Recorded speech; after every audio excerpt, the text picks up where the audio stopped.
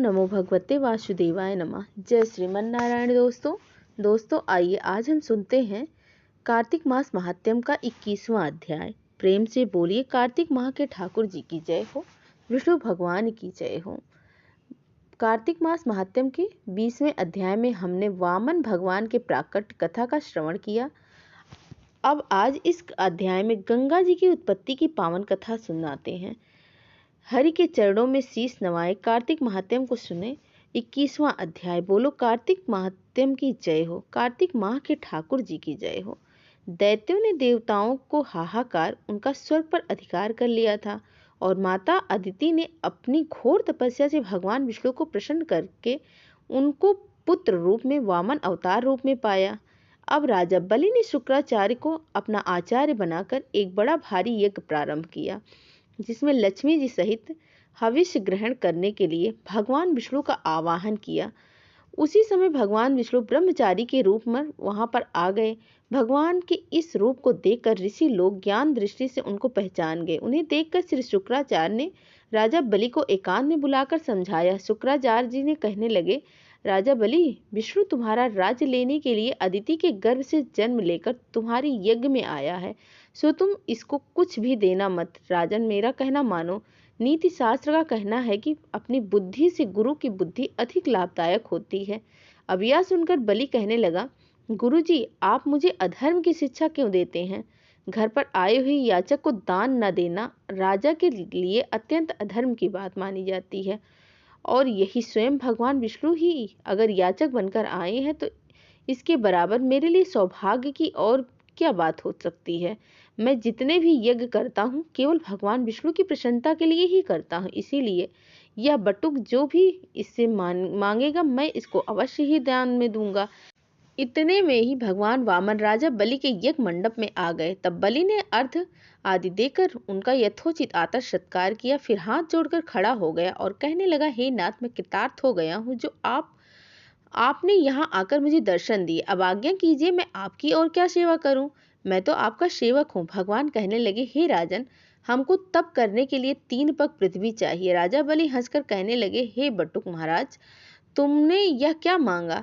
कुछ धन, ग्राम या कोई शहर मांगा होता। वामन जी कहने लगे कि हे दैतराज, मुझको किसी प्रकार का लोभ नहीं है। मुझे तो इतनी भूमि चाहिए जिससे मेरा कार्य सिद्ध हो जाए। हे राजन, पृथ्वी का दान करना राजा का परम धर्म है। भूमि दान करने वाला जन्म मृत्यु से मुक्त हो जाकर भगवान विष्णु के परम पद को प्राप्त हो जाता है। जिस राजा ने भूमि का दान दिया, समझो उसने सर्वस्व दान दे दिया। राजन, यह पृथ्वी सदैव किसी के पास नहीं रहती। मानधाता जैसे राजा आज कहाँ हैं? चंचल लक्ष्मी से जो अपना मार्ग सुधारते हैं वे धन्य हैं। अधिक क्या ही कहूँ। भूमि दान से उत्तम दान न कोई हुआ है और न ही कुछ होगा। अब मैं तुमसे पूर्व काल का एक इतिहास कहता हूँ, ध्यान से सुनो। पहले ब्रह्मकल्प में भद्रमती नाम का एक ब्राह्मण था। उसके श्रुता, सिंधु, यशोमती, शोभा, कामिनी, मालिनी नाम के 6 पत्नी तथा अनेक पुत्र थे। वो और उसकी संतान भूख से अति दुखी हो गए थे। इस दरिद्रता के कारण वे स्वयं को धिक्कारने लगे। फिर वो अपने कुटुंब सहित कौशंबी नगर नाम की नगरी में चले गए। वहां जाकर भद्र मक्त ने सुघोष नाम के एक धनी ब्राह्मण से 5 पग भूमि मांगी और उसने भूमि दे दी। इसी भूमि दान के कारण उस सुघोष नामक ब्राह्मण को विष्णु जी का परम पद प्राप्त हुआ। फिर भद्रमती ने वो भी भूमि एक दूसरे ब्राह्मण को दान में दे दी, जिससे उसे भी मोक्ष प्राप्त हुआ। हे राजन, हमें 3 पग भूमि दो, जिससे हम भी मोक्ष को साधन प्राप्त करें। इतनी बात सुनकर राजा बलि जल युग टूटी वाला लोटा लेकर भूमि का संकल्प करने के लिए तैयार हो गए। तब शुक्राचार्य तपोबल से अपना सूक्ष्म रूप बनाकर राजा बलि को संकल्प करने से रोकने के लिए लोहे की टूटी में जल रोक कर बैठ गए। वामन भगवान शुक्राचार्य के मन की बात जान गए, इसीलिए उन्होंने एक तेज अग्र भाग वाला कुशल लेकर एक उस लोहे की टूटी के छिद्र में डाला, जिससे शुक्राचार्य की एक आंख फूट गई। इसके बाद राजा बलि ने 3 पग भूमि का संकल्प ले लिया। उस समय भगवान ने विराट रूप लेकर ब्रह्मलोक तक गए। विराट रूप भगवान ने 2 पग में सारा ब्रह्मांड नाप लिया। फिर पांव के अंगूठे से ब्रह्मांड फूट गया। उस फूटे हुए मार्ग से पानी के बहुत से सूत्र बहने लगे। भगवान विष्णु का पैर उस जल से धोया गया। वो निर्मल लोक पवन जलधारा का रूप हुआ।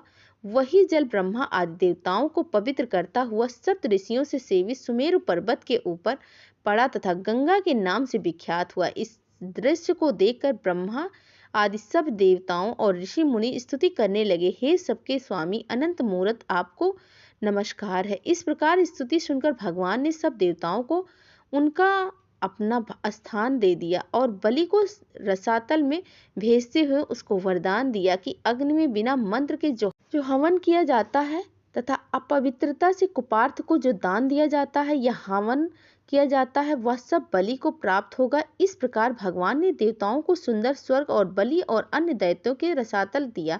इतना सब कुछ करके विराट रूप भगवान वामन रूप हो गए। तब देवताओं तथा ऋषियों ने भगवान की स्तुति की। इसके बाद वामन जी तप करने के लिए चले गए। इस प्रकार पावन गंगा की उत्पत्ति भगवान के चरणों से हुई, जिसके स्थान और स्मरण से जन्म जन्मांतर के पाप नष्ट हो जाते हैं। इसी के साथ कार्तिक मास महात्म्य का 10वां अध्याय यहीं पर समाप्त होता है। प्रेम से बोलिए विष्णु भगवान की जय हो। कार्तिक माह के ठाकुर जी की जय हो।